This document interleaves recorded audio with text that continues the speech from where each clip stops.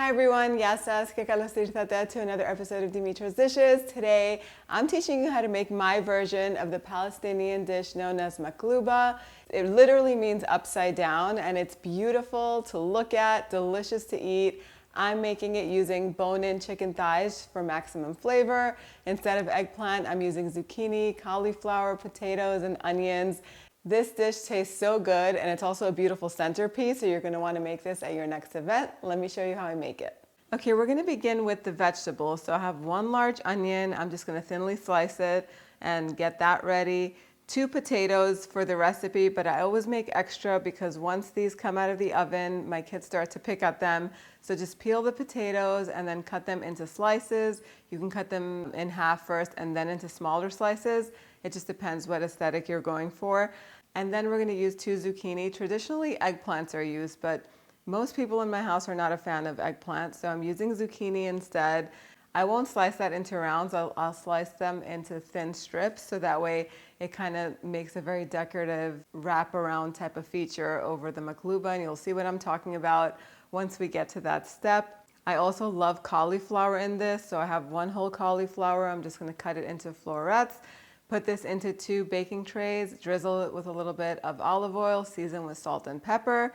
The oven is preheated to 425 degrees Fahrenheit. These are going to go in there and roast for about 25 minutes, and then we're going to take them out and set them aside to cool. In the meantime, we're going to make the broth that the rice is going to cook in, and I'm using bone-in chicken thighs today. We've removed the skin because I really don't like skin whenever it's not crispy. The chicken is ready, but before we add the chicken to the pot, I'm going to finely chop an onion, cook it in a little bit of olive oil until it's nice and soft and golden. Then we're going to add a little bit of garlic, about 5-6 garlic cloves or a lot of garlic. Garlic is your best friend when you're cooking. So the garlic is going to go in with the spices. We like to toast the spices just to amplify their flavor. So I'm using 2 teaspoons of ground allspice. Instead of ground cinnamon, I'm using a small stick of cinnamon, so that's going to go in there. Ground cumin, 1/2 to 1 teaspoon. Ground turmeric, I'm using 1/2 teaspoon. 2 bay leaves, 1 star anise, 2 teaspoons of ground coriander, and a little bit of sweet paprika. I'm not using smoked paprika in this. Just toss everything together until it's nice and warm and fragrant. Don't cook it too much because you don't want the spices to burn. And then we'll add the chicken to the pot, cover it with chicken broth, so about 4.5 cups of chicken broth. Bring it to a boil, mix everything all together just to release anything that's stuck in the bottom of the pan. And once it comes to a boil, reduce it to a medium and let this cook for about 30 minutes until the chicken is fully cooked and that broth is ready. So while that's happening, we're going to get the rice ready. There's just a few steps, but they move together very easily. So I'm using 2 cups of rice today. This is basmati rice. Rinse it really well under cold water to get it nice and clean, and then let it soak for about 15 minutes. Once it soaks, then you can drain it, drain all the water out, and sprinkle a little bit of salt on it, about 2 flat teaspoons of salt, because the broth will have enough salt in there too. So toss the rice in the salt so that way it's coated. And now we're just going to put everything all together. I love using a cast iron skillet for this because it just makes flipping much easier. If you have a non-stick pot, it'll work well for this.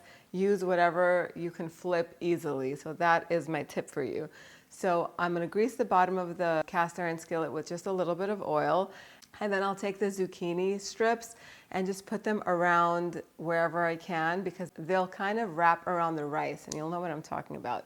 Then take the potatoes, cauliflower, and the remaining vegetables and make a layer on the bottom. Carefully take the chicken out of the broth and put the chicken over the veggies. This is the time we add the rice in and then the remaining veggies on top of the rice. I'm going to add enough broth to cover the rice, so you'll probably either use all of it or have some left over. This is going to go over the stovetop over medium-high heat.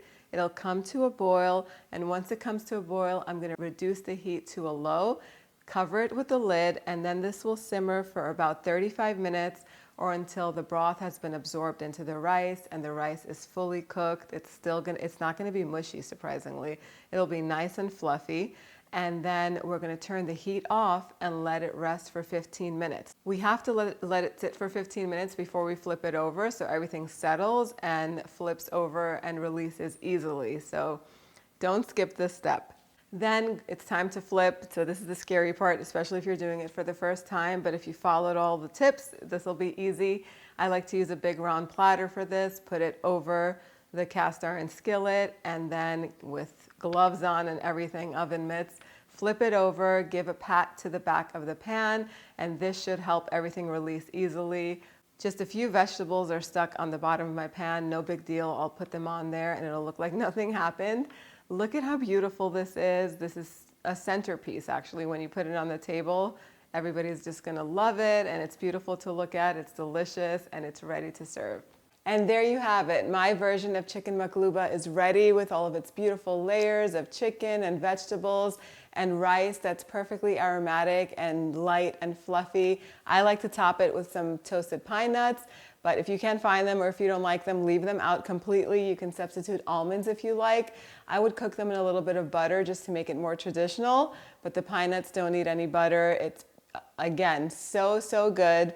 All you need to serve this with is your favorite sauce or some yogurt and some sliced cucumbers, and you're ready to go. This is definitely very impressive, so you're going to want to save this one. The full recipe is on the blog, dimitrasdishes.com. I hope you give this one a try. Kalli orexi.